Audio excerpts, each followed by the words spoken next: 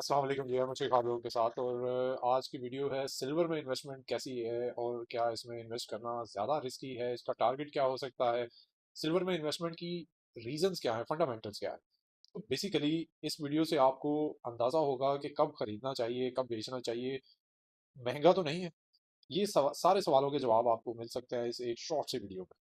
Silver basically एक precious metal है और इंडस्ट्रियल यूज़ भी इसका बहुत ज़्यादा।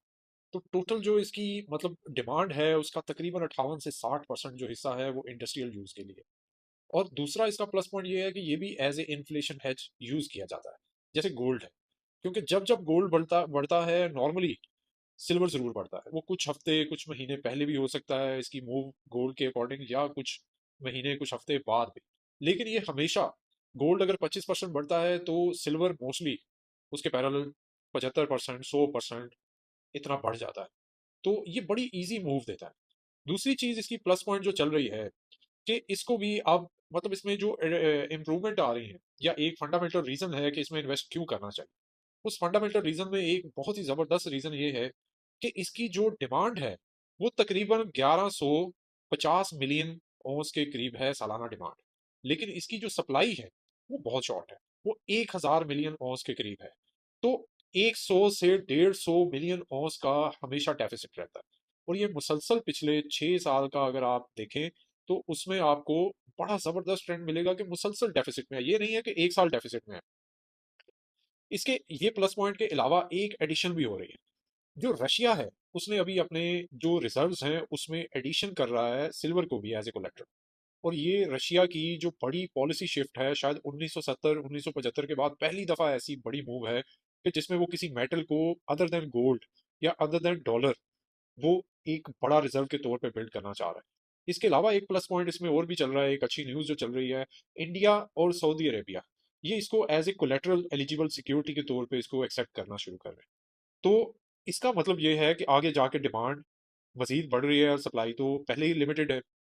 तो जब सप्लाई लिमिटेड है, डेफिसिट है उसमें ऑलरेडी, तो 1-2% डिमांड भी बढ़ेगी तो उसका प्रॉब्लम आएगा सप्लाई में। सप्लाई शॉर्ट हो डिमांड ज्यादा हो तो मोस्टली प्राइस हमेशा बढ़ती है, most of the time price बढ़ती है। और यही डिमांड सप्लाई का एक रूल भी है। अब इंटरेस्टिंग चीज ये है कि जो इंडस्ट्रियल कंजम्पशन है, डिमांड है, वो तकरीबन 4% सालाना बुनियाद पे इंक्रीज हो रही है पिछले साल से। तो ये एक और पॉजिटिव पॉइंट है। तो सप्लाई जब भी डेफिसिट होगी कुछ अरसे के लिए तो प्राइस वो मैनिपुलेशन में जा सकती है, लेकिन लॉन्ग टर्म में नहीं जा सकती। अब इसके कुछ नेगेटिव एस्पेक्ट्स भी हैं, वो भी डिस्कस करने चाहिए।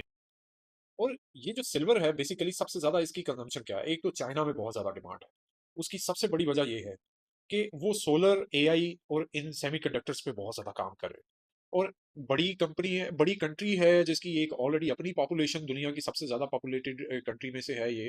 तो फिर दूसरा उसका एज ये है कि पूरी दुनिया का रॉ मटेरियल का एक बड़ा पोर्शन चाइना की तरफ से जा रहा है। तो इस वजह से एक तो डिमांड है, इंडस्ट्रियल डिमांड में सबसे ज्यादा जो एरियाज हैं जिसमें डिमांड है, इलेक्ट्रिक व्हीकल है, एआई जो आर्टिफिशियल इंटेलिजेंस पे काम हो रहा है, इसके अलावा सोलर है, ग्रीन एनर्जी है। तो इन सारी एरियाज में बहुत मैसिव डिमांड है। और डिमांड जैसे मैंने अभी आपको बताया 4% सालाना की बुनियाद पर पिछले साल से बढ़ रही है, लेकिन इसकी सप्लाई काफी हद तक कंट्रोल्ड है। एक जो नेगेटिव एस्पेक्ट अभी हम जैसे बात करने लगे थे, तो नेगेटिव एस्पेक्ट में ये है कि एक तो ये बहुत ज्यादा वोलेटाइल है। इसकी प्राइस इतनी तेजी से मूव करती है, कई बार तो ये अपने फंडामेंटल्स और रेशियोज और वो किसी का लिहाज नहीं रखती, वो बहुत तेजी से गिरती है या उठती है। तो लोग जो है इसमें कई बार पैनिक कर जाते हैं। दूसरा इसका नेगेटिव एस्पेक्ट ये है कि अगर इंडस्ट्रियल डिमांड कम हो तो ऑब्वियसली फिर ये जो सप्लाई डेफिसिट है वो डेफिसिट नहीं रहेगा, वो सरप्लस हो जाएगा, जिसकी वजह से प्राइस में काफी ज्यादा इंपैक्ट नजर आएगा आपको।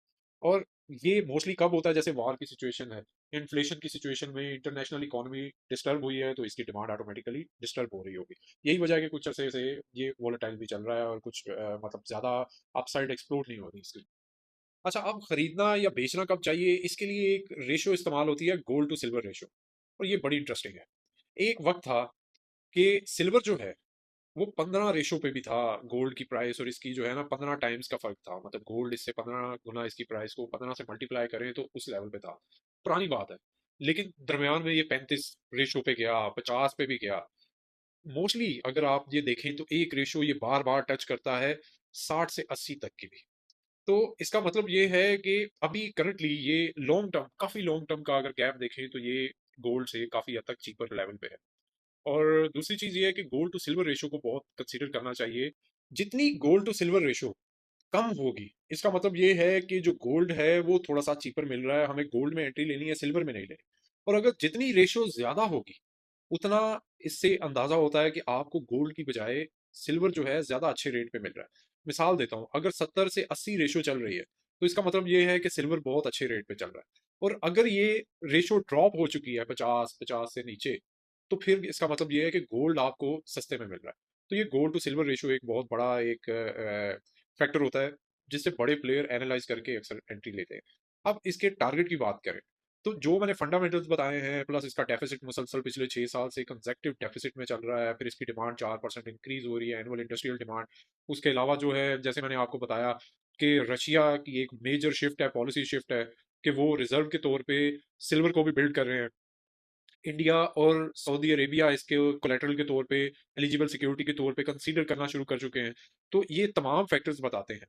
और फिर गोल्ड के हवाले से जो पॉलिसी शिफ्ट है, अगर उसको भी एनालाइज कर लें, इसको सम अप करें, तो मेरा जाती ख्याल है कि अगले 4 से 5 साल में सिल्वर की जो प्राइस है वो $200 क्रॉस करनी चाहिए, इन्हीं बेस्ड ऑन दीज फंडामेंटल्स।